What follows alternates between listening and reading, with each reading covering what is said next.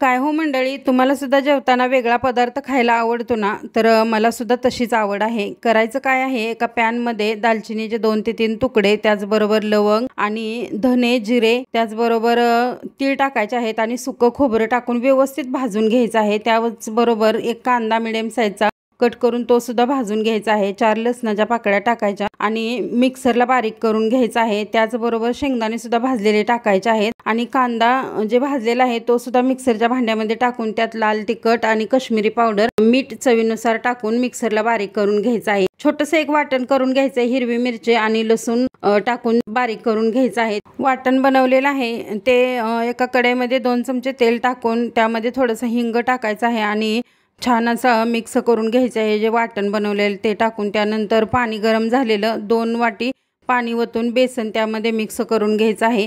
जे आपण बेसन बनवलेलं आहे ते एका सुती कपड्यावरती मिक्स करून व्यवस्थित असं थापून घ्यायचं आहे. त्यावरती मसाला टाकून मासवडीचा आकार द्यायचा आहे. छान अशी आपली मासवडी तयार झाली.